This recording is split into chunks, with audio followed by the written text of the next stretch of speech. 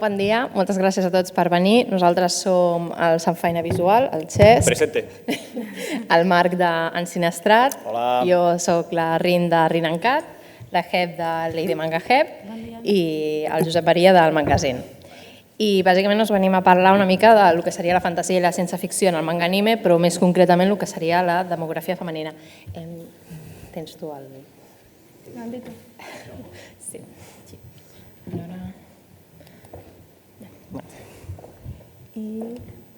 Ara la Jep us parlarà una mica de què són les demografies per ficar-vos una mica en context. Sí. A veure, aquí sí que diferenciem molt les obres sobre el que serien els gèneres, però els japonesos ho basen tot en segons les revistes en què publiquen els mangas que compren després en volum. El fet és que a Japó hi ha 5 demografies, que són el Kodomo, que són els mangas que estan destinats a nens.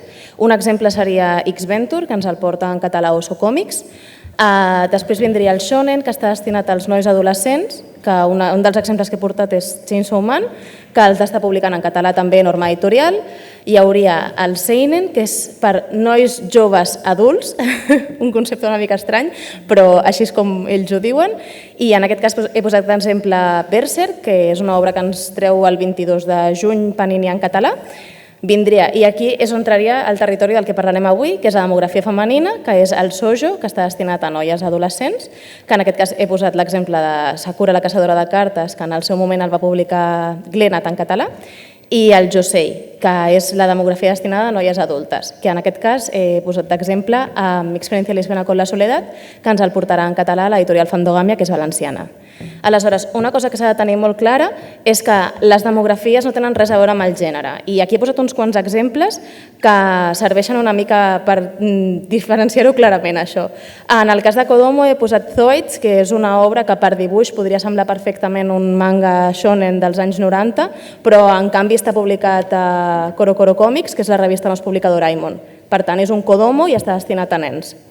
Tot i que sigui de lluites i baralles i així, no deixa d'estar destinat a aquest públic objectiu infantil que consideren els japonesos.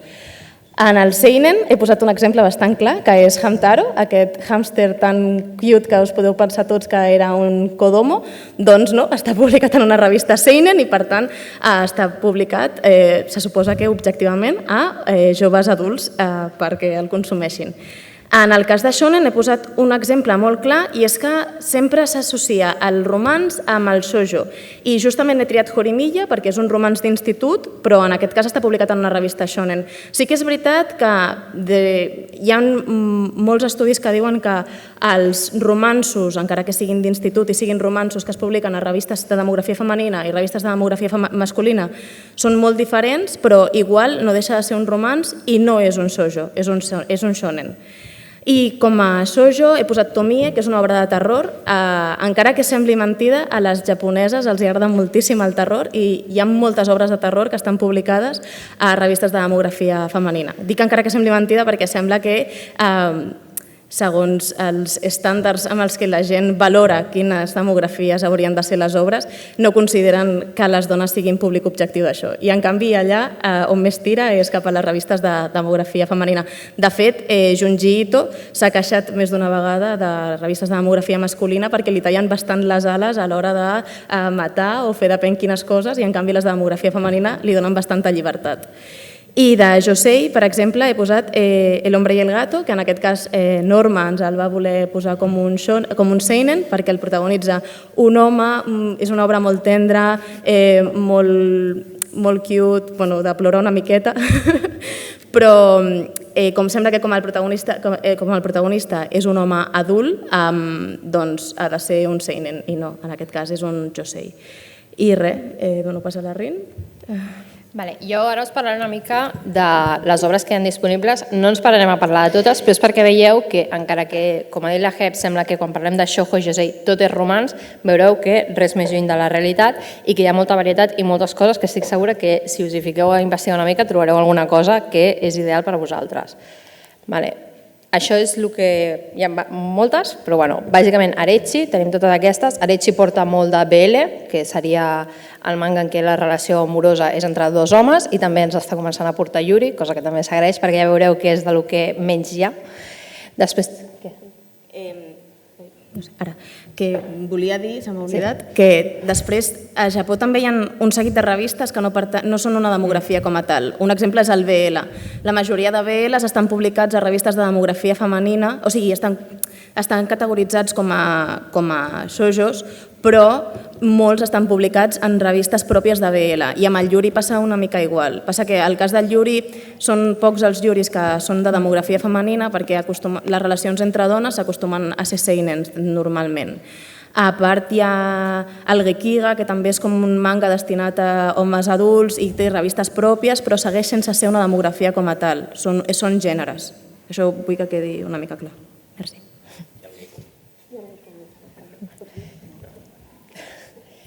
Després tenim Fujur, que és una editorial bastant petita i que ens han aportat 2, i llavors comencem amb Utena, que és com la que més... amb Norma, que és com la que més té, que Utena, que està aquí ficada, tot i que no ha sortit, perquè és una sèrie que els està costant molt de treure, però que algun dia sortirà.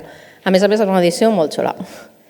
De Norma també tenim tot això. Norma bàsicament té shoujos, però com podreu veure, crec que de tots els que hi ha aquí n'hi ha pocs que siguin, crec que no n'hi ha un parell que només que són purament de romans, la resta la majoria són més de màgia, veureu Sailor Moon, que segur que us sona a tots, o Sakura, i també les de Clam, que també són bastant famoses. Després tenim Ibrea, que també porta coses bastant variades, ECC, que ens porta coses realment... Aquí no està, però hi ha tot lo de Junji Ito, que com ha dit la Jep, és de terror, i que també és això. Després tenim Kodai, que lo de Kodai, si ho voleu, és una editorial que ha tancat, encara es poden trobar aquestes 2 obres, però si us interessen, correu, perquè a poc ja no n'hi haurà.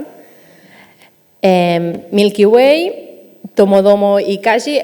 Orange és l'obra que ens ha portat Kaji, que és el primer shoujo d'aquesta edat més moderna en català, però si la voleu en castellà també la porta Tomodomo, per això hi ha com els 2.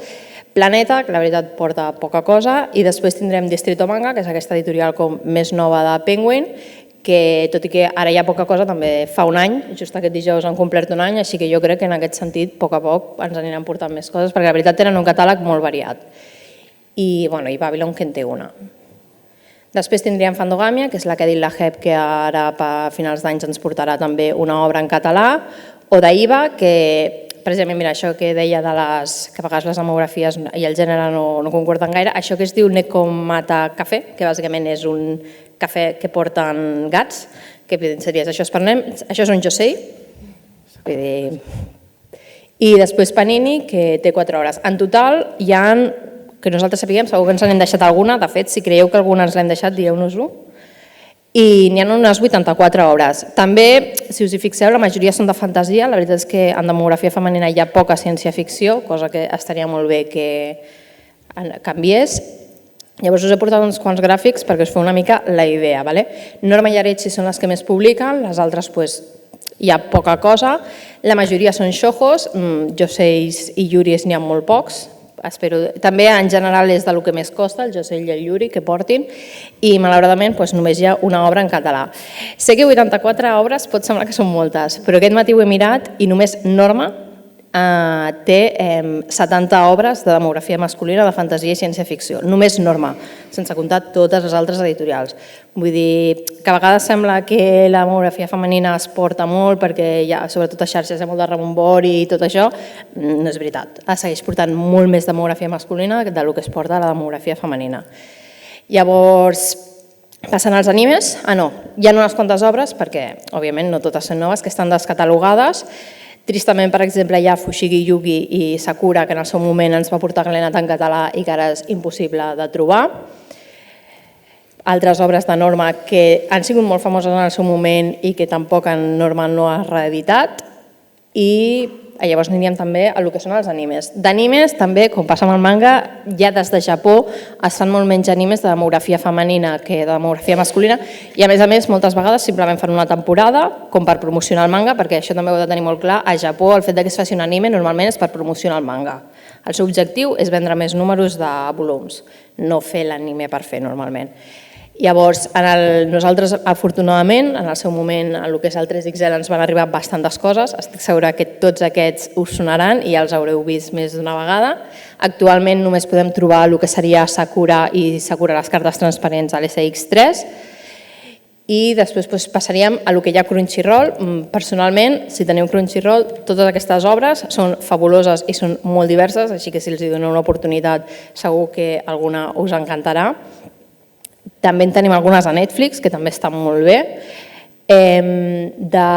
Malauradament, tot i que Fruits Basket té el doblatge en català, no l'han incorporat a Netflix, només podem trobar Netflix en català. El de Crunchyroll està tot en versió original subtitulat. Hi ha algunes coses que crec que les han doblat, com la Raeliana, sembla que l'estan doblant, però ho doblen en castellà. A Crunchyroll, de moment, el català no va per ells. A Netflix tenim Sakura en català, si la voleu veure. De Sailor Moon Crystal no està tota, perquè Sailor Moon Crystal és com una reedició de la sèrie original més ben feta i en teoria més fiel al manga, i em sembla que només hi ha una temporada o una pel·lícula, alguna cosa així, no està tota sencera, malauradament. I després hi ha algunes coses que ens van arribar en el seu moment gràcies a el que era Juno Media, que seria Dena Angel, Ceres, Magic Knight Rayard, Ekiza Clam, Ultramaniac, i coses que van arribar a la televisió, com podria ser Mirmo, UFO Baby, la Princesa Caballero, que també va arribar en català i que ara és irrecuperable, i Wedding Peach, i Gigi i la Brujita Sally. Llavors, això és el que ens ha arribat algun cop a Espanya, però perquè veieu, tot i que no n'hi ha molts, i no els hem ficat tots perquè n'hi ha alguns més, hi ha bastants més animes que, si busqueu per internet, segur que els trobeu. I, per últim, fer una petita aclaració, perquè sempre hi ha els típics animes i mangas que la gent diu que jo veig demografia femenina, jo llegeixo demografia femenina i els dius que llegeixes. I et diuen algun d'aquests. Tot això no és demografia femenina. Vull dir, que la protagonista sigui una noia no ho fa automàticament demografia femenina. Això per començar.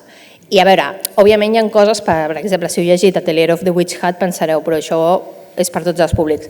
Actualment les demografies també és una cosa molt més ambigua i que hi ha coses que encara que els japonesos decideixin que és un seinen, tu des d'aquí a Europa et pot semblar perfectament que això ho llegirien més les noies. Vull dir, és una cosa una mica ambigua també, però és perquè ho tingueu... També m'agradaria aclarir que, a Japó les revistes no determinen qui les compra. La Shonen Jump amb Haikyuu, les persones que més la compraven eren dones. Vull dir que els propis japonesos tampoc acaben de fer cas d'aquestes demografies, d'aquest públic objectiu al que se suposa que van destinades les revistes. Vull dir, tingueu-ho clar també. Vull dir que potser es publica una revista shonen perquè qui sigui que porta la revista shonen ha rebut un esborrany d'un manga i li ha agradat i ha decidit publicar-lo, però no té estreta relació amb qui vagi a consumir aquesta revista.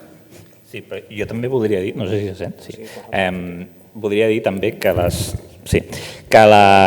revistes de demografia masculina, i és el que passa en general amb totes les obres de ficció en general, tot el que va dirigit a un públic masculí, se sol associar socialment, tant al Japó com aquí, que és per tots els públics. És a dir, realment una empresa quan es planteja, la Shonen Jump, tenim al cap Bola de Drac, tenim al cap Haikyuu, tenim al cap My Hero Academia. Ha dit Bola de Drac ell. No ho he dit jo. Per fi ha sortit Bola de Drac, senyores i senyors. En defensa meva s'ha dit abans, en l'anterior intervenció. Disculpeu, segurament la majoria no sabreu de què estem parlant, però tenim aquesta conya de que a veure qui diu primer Bola de Drac, als directes de Twitch. Bola de Drac. Xupito. Però tornant al tema que volia dir, normalment les obres que van dirigides al públic masculí se sol pensar que va a un públic general, no? I en canvi les obres dirigides a un públic femení se sol pensar que només van al públic femení. I això passa amb les revistes també de manga. En els gràfics que faciliten a les empreses al Japó de quina part de públic és masculí i quina part és femení, la majoria de vegades veureu obres com One Piece, com Haikyuu, com altres que són o no majoritàriament, però una gran part del públic és femení. En canvi, en les obres que venen de demografia femenina, no ho sé, la Nakayoshi, la Desert, altres revistes, majoritàriament les compren dones o nenes. Seria això, i no em vull allargar més, però vull dir que fer aquest incís perquè de vegades associem, creiem que les demografies són líquides i que tothom pot llegir de tot, però resulta que qui llegeix de tot majoritàriament són les dones i les noies, i els homes tenim aquest complex encara de només podem llegir coses que estiguin adreçades a nosaltres.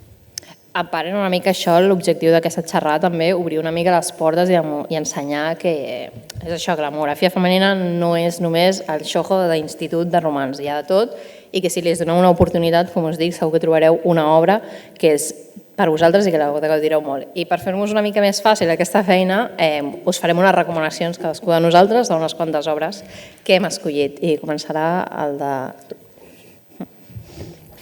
Bé, les meves recomanacions tenen una mica de truc, perquè... Fent trampa. Són tres, diria, que vaig posar al final, perquè al final parlarem d'Orange, diria, que és l'única que hi ha en català.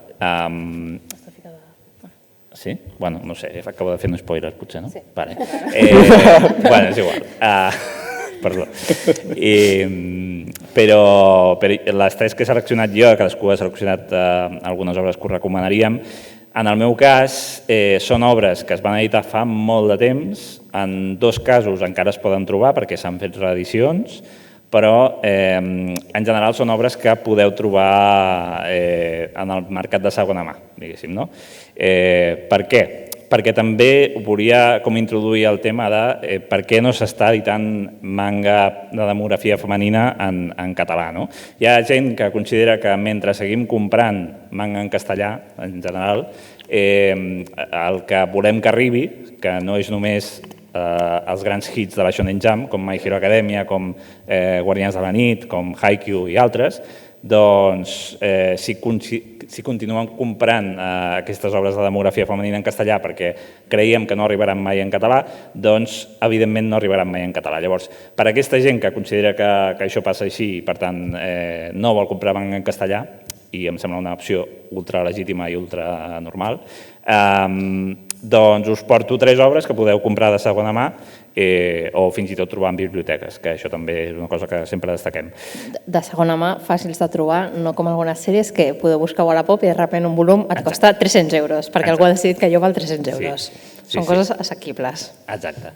Llavors, la primera que us porto és Ultramanníac.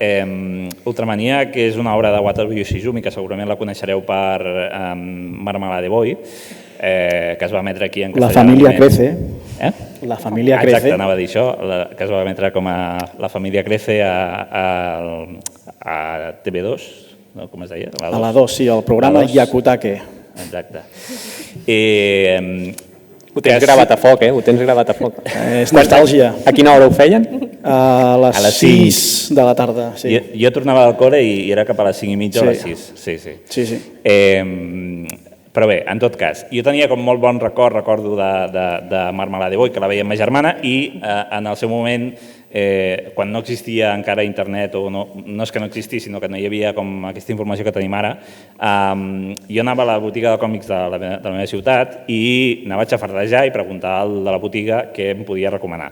I recordo trobar Ultramanníac, jo sense saber que era la primera obra de Panini, aquí a l'estat espanyol, i vaig veure que era una obra de 5 volums, que era de l'autora de Marmalade Boy, i vaig pensar, hosti, vinga, cap a dins. Realment, la màgia com a tal no és una Magical Girl a l'ús, diguéssim, la protagonista no és una Magical Girl, sinó que és la seva amiga, la Nina, que la teniu al costat.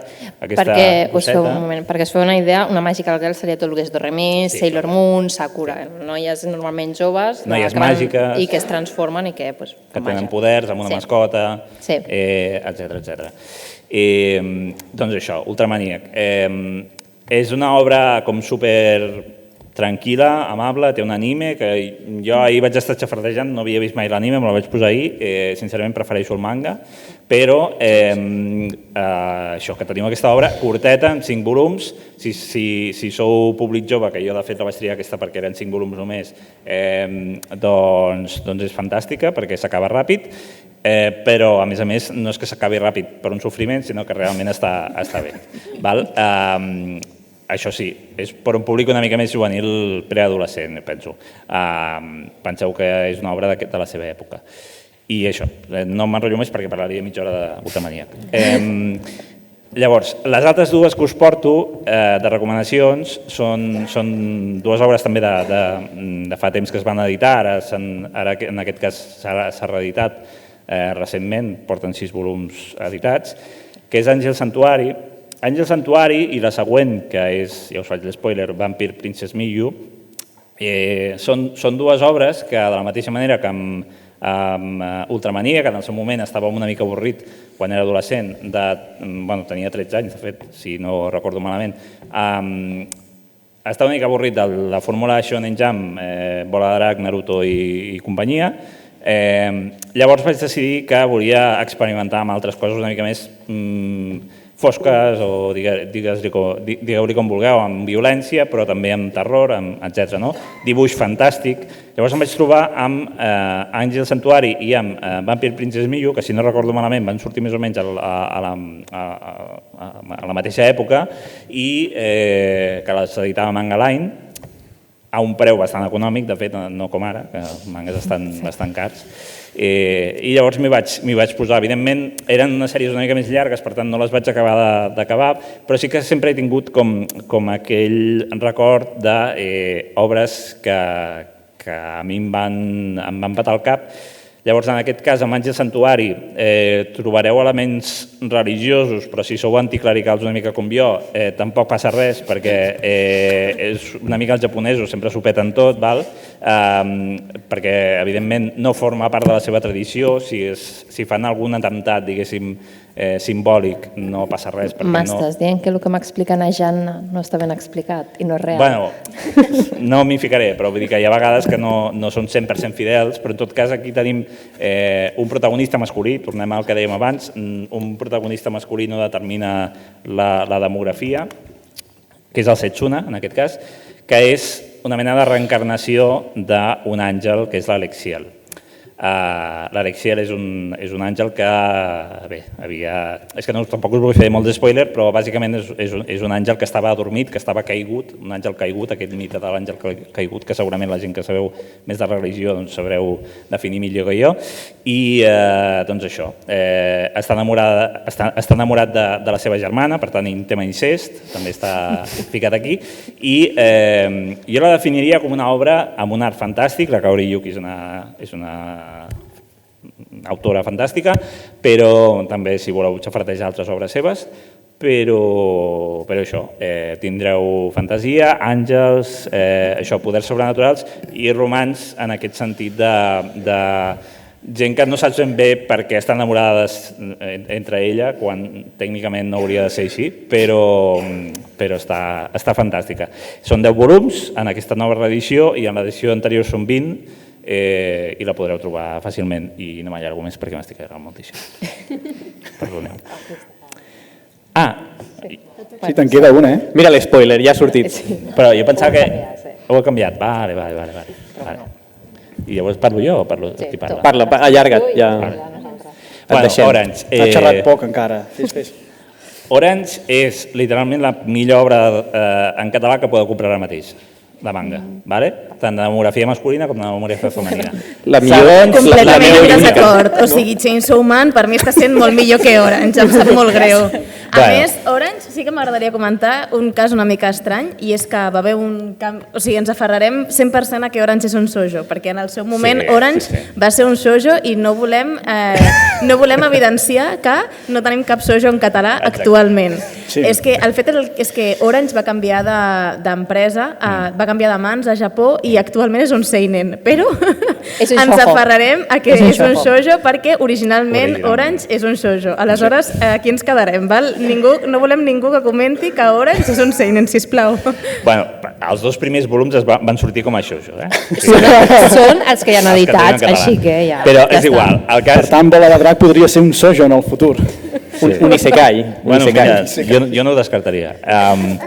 En tot cas, Kaji és aquest segell del grup Enciclopèdia, que fa recentment un any o menys d'un any que està publicant manga, en català només, i va decidir que una de les obres amb les que volia començar la seva aventura editorial era Orange. Orange té anime, per si voleu veure'l. Jo recomano el manga, perquè l'anime van fer alguna destrossa a nivell d'animació, però... Sí, és bastant famosa per la seva fabulosa animació. Exacte. Si busqueu memes d'Orange per internet, trobareu animacions una mica estranyes, però també les trobareu amb Naruto i ningú diu que Naruto sigui una També mala és sèrie. O Bola de Drac Super. O Bola de Drac Super, exacte. Haikyuu, que la podem veure a l'SX3, també té També té l'última algunes temporada, coses, si l'heu val? vist, és- Llavors, la sèrie continua perquè l'autora inicialment es va concebre com una sèrie de 5 volums, però l'autora de tant en tant decideix que vol continuar l'obra. Llavors, el 6è volum, per exemple, és el futur, el 7è no ho sé perquè encara no ha sortit ni en castellà, llavors no sé de què va, però això, va sortir originalment per Tomodomo i ara la tenim en català per Kaji. Bàsicament, si us agraden els viatges en el temps, però tampoc és un tema que us apassioni perquè realment no és com la trama central, sinó que la trama central és salvar... No us espereu un Tokyo Revengers. Sí, No, sí. no. Exacte, no us espereu un Tokyo Revengers, com era la pel·li aquella americana Viaje en el futuro. Regreso al Però futur. és el futur, la meva trilogia El preferida. podeu Hòstia, cancel·lar, no m'engasina. passa res. cancel·lar, Nosaltres ho podeu hem fet, així que no passa res. Mira, ja tenim un Ja ho sé, escoltador. Mira, és mira, igual. Back to the Future. T'ha quedat clar? És el futur. És que com no li pot agradar aquesta saga? És la millor del planeta. M'avorreix. No hi ha dret. Cancel·lat. Ja veieu que és Em podeu especial. pagar a la porta, em Especial. podeu pagar, però ara acabem la xerrada. I a més diuen orange i no diuen taronja. Dieu taronja, que estem en català.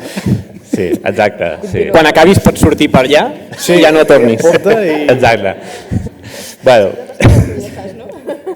sí, us agrada també el tema del romans, però tampoc... o sigui, aquí hi ha una mica de tot, val? Sobretot jo definiria aquesta obra com una obra centrada en el tema de l'amistat a l'institut, que segurament la majoria recordareu que l'institut és una època de merda en què no confies en ningú i per tant, aquí et dona una mica de bri d'esperança de... Jo surto una mica d'aquesta tònica, prepareu Kleenex també, val? És una mica tristeta. Sí, vull dir, sí, sí. No, Sí. no us És drama. No llegiu això. Jo hi ha un seguit d'obres que les llegeixo en aquells moments en els que estàs com... necessites algú que t'escalfi una mica el cor. No és l'obra, vale? O sigui, no. És molt bona, és molt bonica, Sí. està molt bé, realment està molt bé, Sí. però no us o sigui, si esteu un dia d'aquells que esteu una mica tristots, no és el dia de llegir Orange. No. No és obra per llegir el Blue Monday, no? En plan, el dia més trist de l'any. No. Per això. Orange. Algú més? Sí, perquè és Alguna que cosa podria estar abans? parlant, però clar, tampoc vull fer spoilers. i El no Sant sé. Faina pot ensenyar que és un dels volums que No, sortejarem al final. És un dels volums que sortegem. Mira, Que ens ha cedit Kaji. Moltes gràcies, Kaji. Basta, però vull dir... I a més està en català. Bueno, és Exacte. És de Kaji, En català, en és català. l'únic que, per 100%. tant... Està bé. Llavors, aquesta sí que està descatalogada, però com us he dit abans, us porto obres que podeu trobar de segona mà amb relativa facilitat. Cada vegada el mercat de segona mà està pitjor, però en tot cas penso que d'alguna manera podeu trobar-la, o en biblioteques. Vampire Princess Miyu té la curiositat que vam tindre la seva primera ova en català, es va emetre el programa Manga d'Òscar Valiente a la seva època, als anys 90, en aquest cas el 98, segons he buscat avui. Té diversos mangas, té diverses adaptacions animades. L'original, la primera, es va editar entre el 88 i el 2002 al Japó amb 10 volums i posteriorment, immediatament després, Manga Line la va editar en castellà, desapareguda, editorial desapareguda, ara l'han recuperat, però és un altre tema. Llavors, aquí trobareu vampirs, però no un vampir com vampiro adolescente, no? Crepúsculo, no? Exacte, no és Crepúsculo. No és Crepúsculo. Val? No, aquí no brillen. És un altre estil totalment diferent, amb éssers que potser ni coneixeu, el Shinma, i amb molta angoixa. O sigui, jo definiria les meves dues recomanacions d'Àngel Santuari i d'Orange també, i de Vampire Princess Miyu, són obres que són el meu rotllo totalment perquè et deixen una sensació d'angoixa i de Ja t'agrada patir, no? sentiments intensos i d'estar tota l'estona... O sigui, que acabes de llegir i realment dius prou, acabes de llegir el primer capítol i dius necessito parar un moment perquè no sé què acabo de llegir. Doncs això, aquest seria una mica la recomanació. Ja sé que potser no l'estic venent bé, però bueno. A cadascú li agrada el que li agrada. Sí. Exacte. Avui has vingut fosc. He vingut fosc, sí. Vale. Ara em toca a mi. Vale. Jo porto 3 mangas i un anime. Aquests els podeu trobar tots. Començo amb La bèstia del rei, que és una de les obres que ens porta Distrito Manga. Aquí, bàsicament, estarem en el Japó feudal, on, a més dels homes, hi ha els semihumans, que són éssers mig bèsties, bàsicament és en plan com l'Inuyasha, tenen orelles així, cuquis i cua de zorro, de gos, coses així. Aquest també, perdona Rina, aquest també el sortegem, no? Sí, també el sortegem, sí. Estigueu atents perquè igual us toca. I bàsicament els semihumans el que passa és que són més atlètics, són més forts, alguns fins i tot poden tenir poders, i com que són superiors als humans hem decidit que han de fer feines d'esclavitud, bàsicament. Els homes estan a l'exèrcit o, si tenen un poder molt fort, protegeixen a la reialesa, i les dones van a fer de treballadores sexuals, bàsicament, sí. Llavors, nosaltres tenim la nostra protagonista, que el seu germà Bassó va ser assassinat perquè el van enviar a treballar per la família real i va passar un accident i el van assassinar, i ella el que vol és venjar-se. Llavors el que fa és que, tot i que a ella li tocaria anar amb les altres dones, es fa passar per al seu germà i aconsegueix ser un dels servents de la família real per trobar qui va ser qui va assassinar el seu germà i venjar-se. Llavors el que tenim és una història de Japó feudal, també veurem que hi ha diferents prínceps i el rei està a punt de morir o claudicar, i per tant està una mica a les triquinyueles polítiques de quin dels prínceps serà el futur rei, i això una mica també el rotllo de la venjança, de veure qui va matar el seu germà. I com podeu imaginar, el príncep és molt guapo, ella és una noia, també hi ha una mica el romanç, però ja us dic, és una cosa bastant secundària. De moment hi ha 2 volums publicats i està oberta al Japó, però al moment es centra molt més en l'acció, en això de defensar el príncep, en el rotllo de la venjança. El dibuix també és excel·lent, són volums bastant finets, que es llegeixen bastant ràpid, vull dir, amb un pim-pam ho teniu fet, sí. I és un fet real, no? Que això de matar el germà és No sé per què ho dius, a mi em sona, però no... Algun monàrquic, no? Podria ser. Doncs això, està molt bé. Després, una obra que és superdiferent i de la qual jo estic molt enamorada, que ens porta Arechi, que és El zorro i el pequeño tanuki, que porta 3 volums editats, en té 6 i està oberta, i aquí, vull dir, el que tenim són divinitats japoneses, que si sabeu una mica d'això, normalment són com, ells no tenen un déu com seria el cristianisme, sinó que tenen més com divinitats del bosc, d'un temple en concret, i en d'això estem en un bosc i hi ha una guineu, que és com una divinitat molt forta però que és malvada per coses que passen. Llavors la divinitat com suprema del bosc agafa i li diu no, deixa de liar-la perquè no està bé que la liis, així que l'adorm, fins que arriba un moment en què li diu, a canvi de que protegeixis a un petit tanuki, que també és una divinitat que ha d'aprendre a controlar els seus poders, deixaré viure però amb un collar que fa que tingui els poders. En plan com si heu vist Inuyasha quan li fiquen el collar de la Kagome perquè l'Inuyasha no pugui fer donateries, en el mateix estil. Llavors, aquí el que tenim són tot animals, perquè tots són divinitats. En alguns moments agafen forma humanoide, però en general són animals. Hi ha de gats, hi ha de llops, vull dir, hi ha moltes. És molt divertit i també hi ha molt el rotllo aquest una mica més fraternal de la guineu dolenta, que ell l'únic que vol és ser lliure i que el deixin tranquil, però ha de cuidar del petit tanuki i com aquest petit tanuki aconseguirà guanyar-se el seu cor i les aventures que viuen. La veritat és que sembla molt infantil perquè tu veus la portada i dius, bueno, són animalets, per nada, també és bastant cru en alguns moments perquè es barallen entre ells i bueno, hi ha una mica de sanguifetge a vegades i jo us el recomano totalment i també és un dels que sortegem avui. També. Sí, estigueu atent perquè es pot tocar. Sí. Aquest serà meu, Sí. Després una obra una mica més coneguda que és RGB de Clam. Clam té moltes obres de fantasia, té tant de demografia masculina com de femenina. Les antigues normalment són de demografia femenina, és més ara que han tirat a revistes masculines. I jo he triat RGB perquè és una de les que més m'agrada i és una que, per als que us agrada la fantasia més clàssica que us pugui tirar a la cara, RGB és això, vull dir, no està ficat, hi ha una mica de romanç, però és que el romanç és com l'últim que t'importa. També hi ha rotllos de divinitats, és un món que està en guerra i hi ha una profecia que diu que la noia, bueno, no és un noi ni una noia, és com un àngel, és una mica sense sexe, portarà la destrucció del món i a una persona li toca cuidar d'ella. I llavors és una mica les aventures de que, clar, tothom vol matar-lo perquè és qui portarà la destrucció al món i ell l'ha de defensar. Llavors, RGB, si heu vist res de les clams són les de Sakura, vull dir, ja només per al dibuix val 100% la pena. Són 7 volums que porta Norma. Si veieu l'edició, els volums són com una mica, n'hi ha un de molt fi, després un de molt gruixut, jo aquella edició no l'entenc, però bueno, és una mica densa aquesta sèrie, això sí, us ho heu de prendre amb calma. Les altres dues són com més lleugeres, allò de m'ho prenc amb calma i llegeixo, això has de tenir temps per llegir-te RGB, perquè és bastant densa. I per últim us porto un anime que està a Crunchyroll, que és Raven of the Inner Place, que això està basat en una novel·la lleugera. No hem parlat de les novel·les lleugeres, però ara ja porta molt el d'adaptar novel·les lleugeres a manga i anime.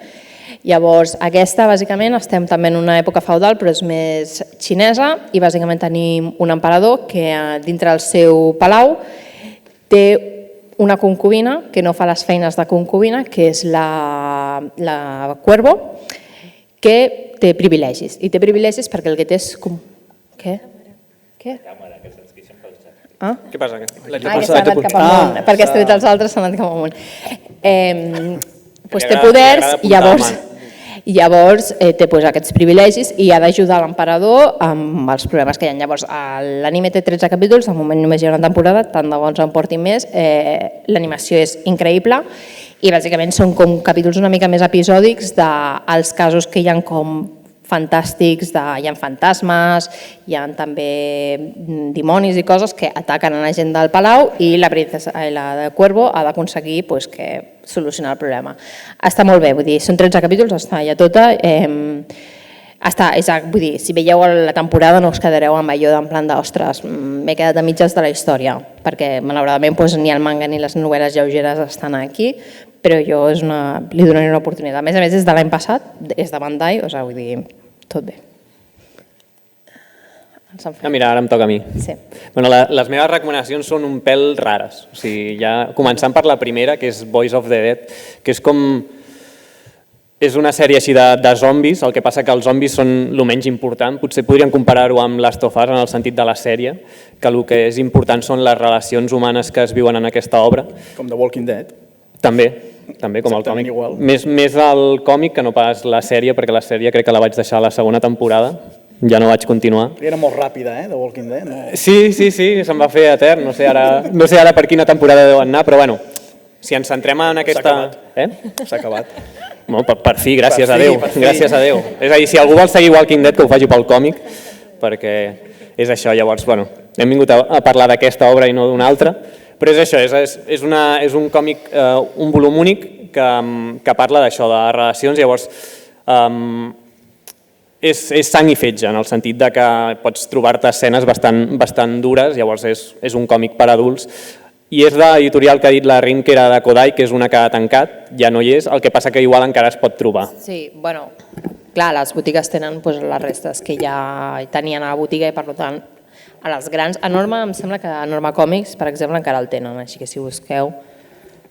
Llavors, clar, és això, en plan, són relacions humanes, el que passa que estan centrades en home a home, és a dir, és un BL, i llavors és això, en el sentit de que pots trobar diverses històries curtes, crec que són 3 històries que en algunes s'entrellacen.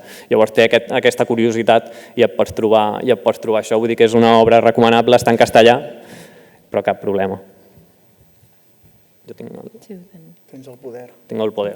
Llavors per això us deia que tinc unes recomanacions superrares, perquè primer he començat amb zombis així que es maten i ara és El príncipe del mar, que és una història més així juvenil d'un noi que comença el curs en una escola i la seva fantasia, el seu en plan de que li agraden molt les sirenes i es troba és com un conte i la idea és aquesta, és un volum amb 3 històries curtes i la principal és aquesta. Llavors els temes que es parlen és fantasia, el tema del creixement i el tema de l'amor. Vull dir que és una història que és un còmic que ara mateix per ser estiu és així en plan més veraniega, més estiuenca, que passa bé en el sentit d'això, que és una història així d'amor infantil que està molt xula.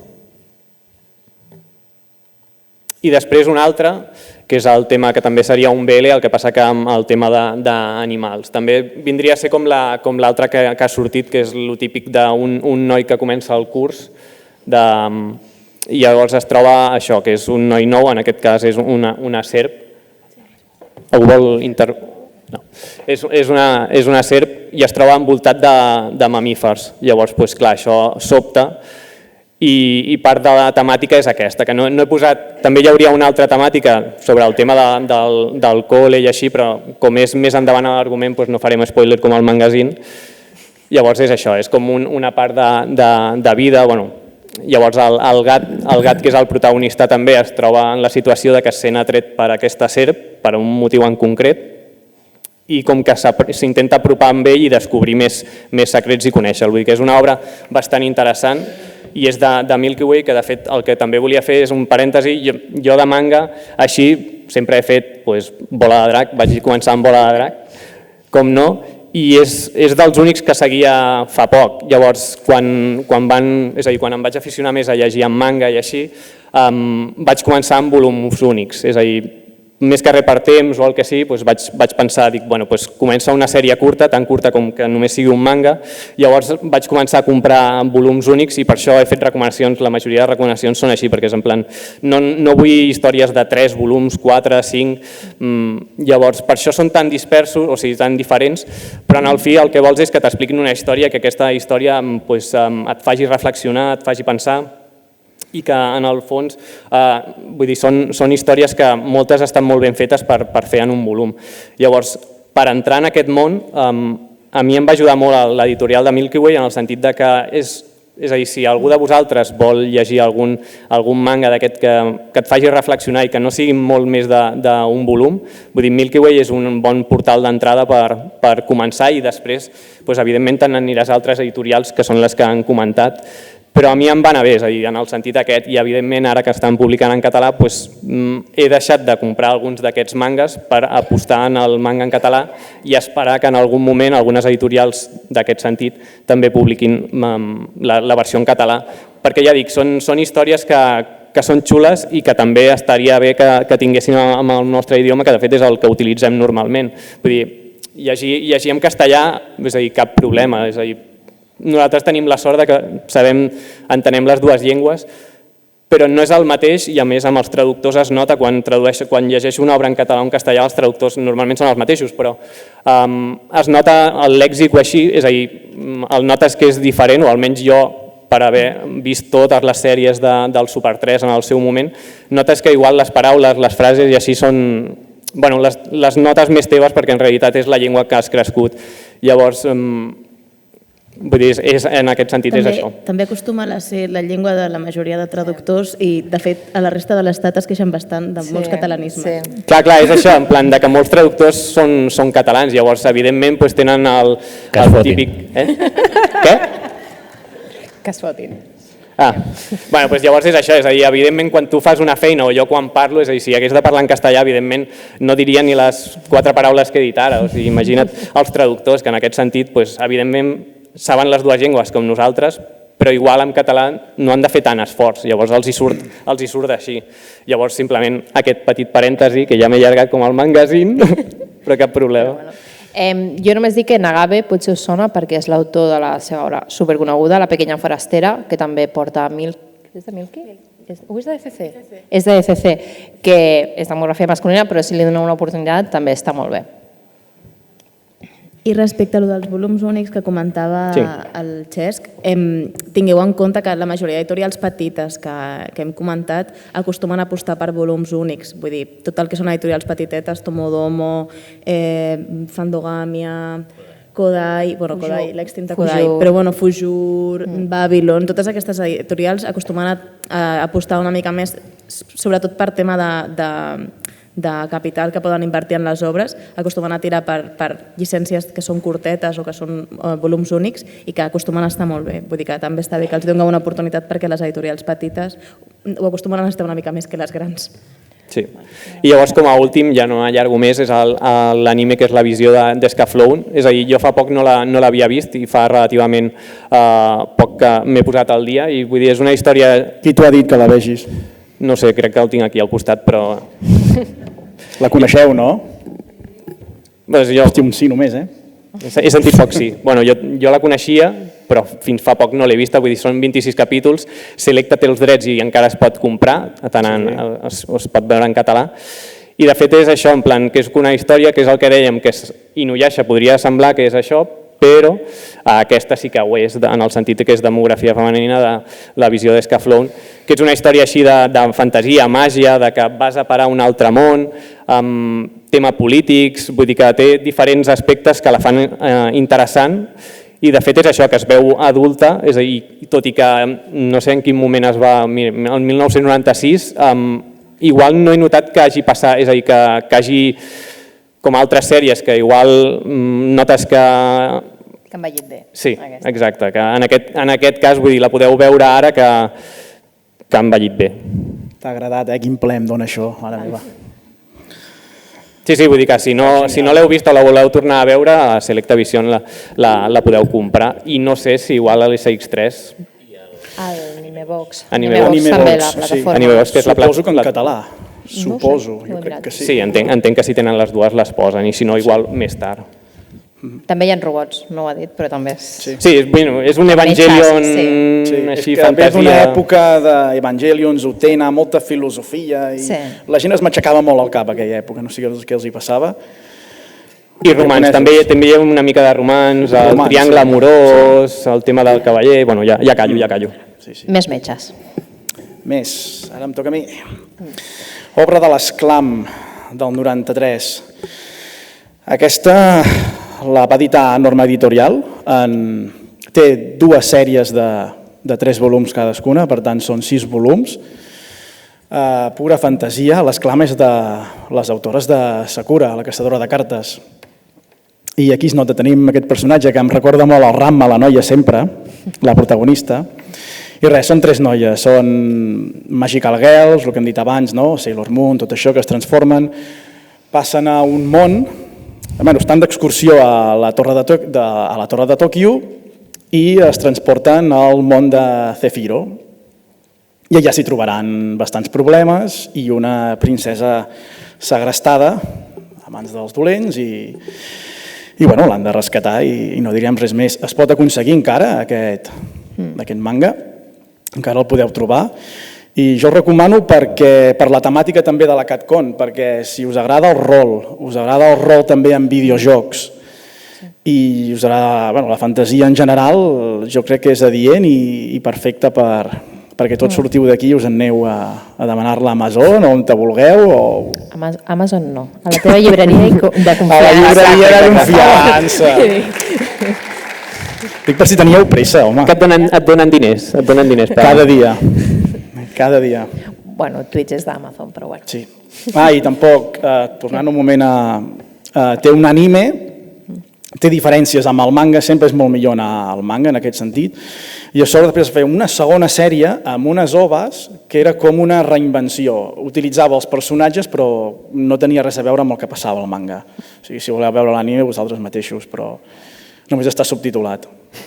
No, està en castellà. Està en castellà? L'anime sí el va portar jo, no.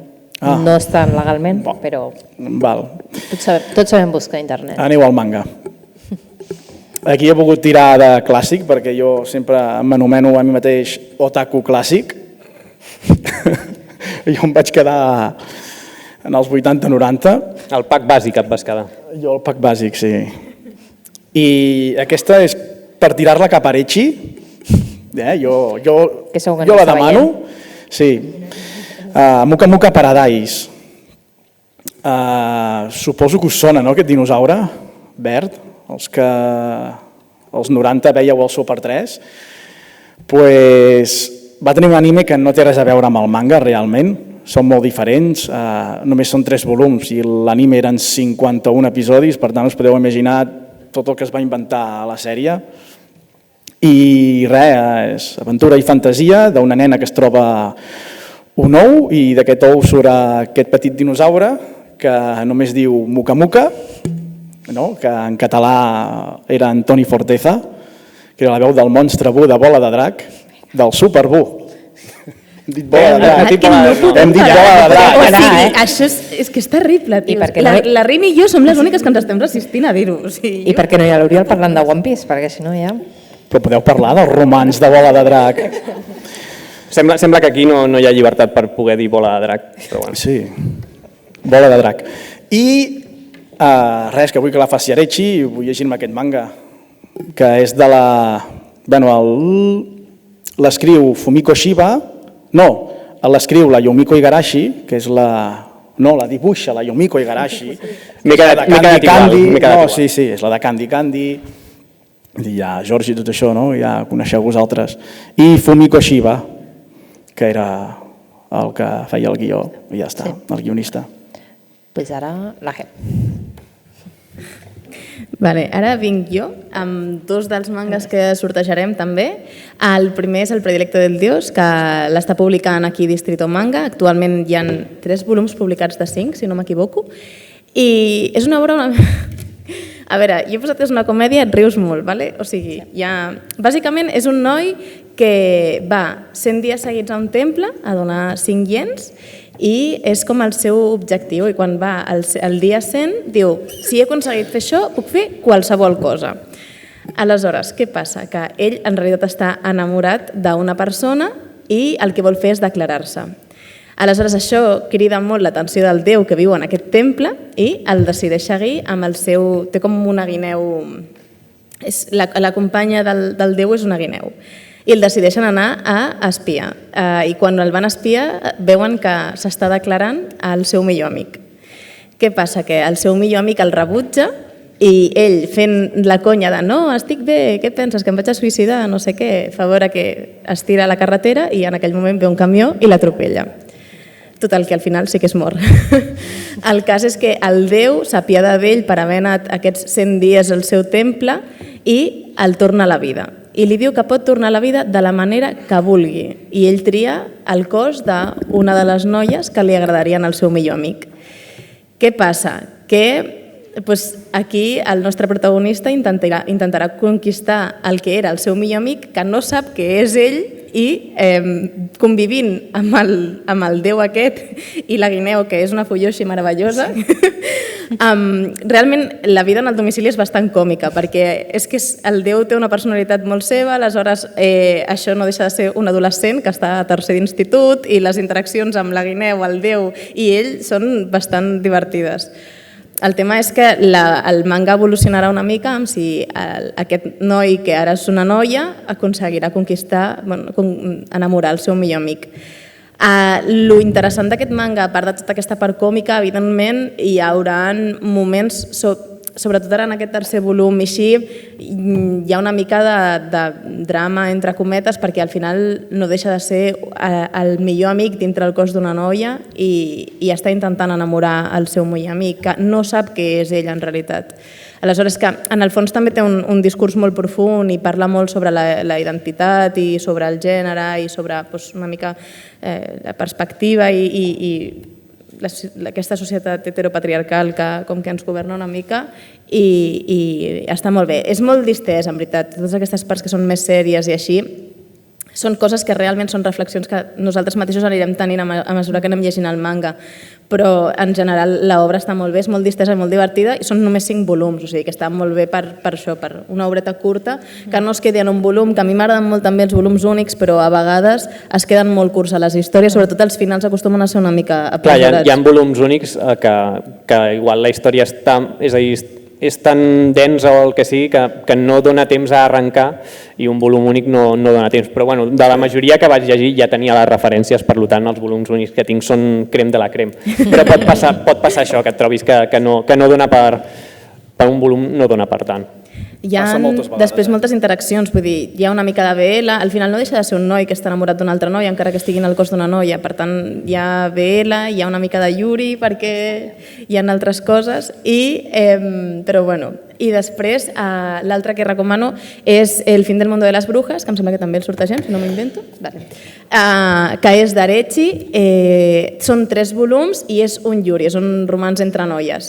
En aquest manga el que ens trobarem, de moment només hi ha publicat el primer volum, i en aquest manga el que ens trobarem és un món on hi ha unes bruixes que estan en una acadèmia i el que volen és venjança per tot el que els hi van fer els homes en el seu moment, bàsicament cremar-les.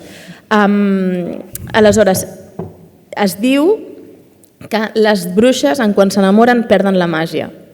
I aquí tindrem dues protagonistes que, doncs, involuntàriament hi haurà una que es començarà a enamorar de l'altra.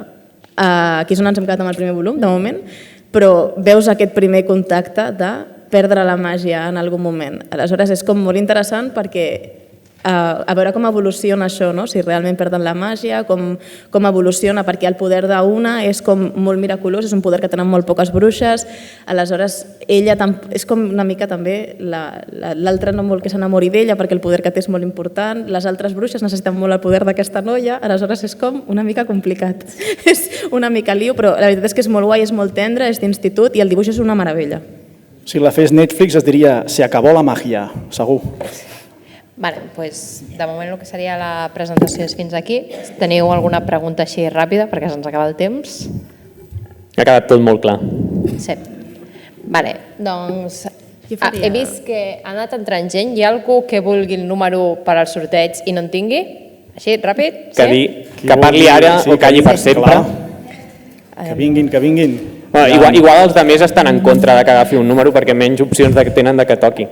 Sí, passa'm els d'Aretxi. Sí. Però es caurà Ja que baixeu també podeu agafar galetes. Sí, el que hi ha aquí galetes és per qui vulgui. Puc ser jo l'ama innocent? No sé si ets innocent. Dir també que cada volum vindrà amb un punt.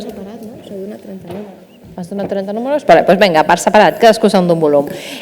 Cada volum vindrà amb un punt de llibre que ens ha cedit la Vaques en Escabeig, així que també és un... que el Rich ens està ensenyant una bossa que va fer ella, així que, vale, vinga, per quin comencem? Anem fent un cadascú i ja està. Vale, Me enamoré de la villana, no n'hem parlat, però també és un Yuri i és un Isekai. Aquest me'l podria quedar jo. Però també. El 18 ha sortit. Què és? Vinga. Molt bé, molt bé. Ràpid, va. Té magasin, dóna'l tu. Vinga, el següent, El zorro i el pequeño tanuki. Sembla el torneig de les arts marcials. Vinga. El 24. 24, vinga. Has tornat a fer referència a ara? Què? No, Espera, Darechi. Va, el Yuri de les bruixes. Aquest també té bona pinta. Aquest, o Se acabó el amor. El 22. 22? A la 1, 22 a 2... Ha marxat el 22? Ah, no, vale. Mira com ha corregut. Vale, ara passem... Mira qui li dona, Regresa al futuro. T'ha quedat clar, no? Que no ho he dit. Jo no he vingut aquí a fotre hate de cap pel·lícula. No ho he dit, però perquè només ho he agraït a Kaji, però moltíssimes gràcies a Aretxi, a Distrito Manga i a Kaji per cedir-nos els volums. I això, que moltíssimes gràcies per voler col·laborar amb nosaltres amb aquesta xerrada i que esperem que tots aquests els gaudiu i que si us agraden i això, ho dieu per xarxes, els etiqueteu perquè sabreu que estaran supercontents de saber que us agraden les seves obres. I que gaudiu de la lectura. Quin tries? Vinga, La bèstia del rei. Doncs el número 16. Ah, vale. Sí, ja el té. Ja està, ja. Ah, mira. Molt bé, carinyo. Doncs mira, espera. Sorpresa, perquè això no ho havíem dit, però per coses que passen, són els dos primers volums. Tongo. Tongo. Aquí hi ha un tongo, Que se lleva el cartel. Treure un número.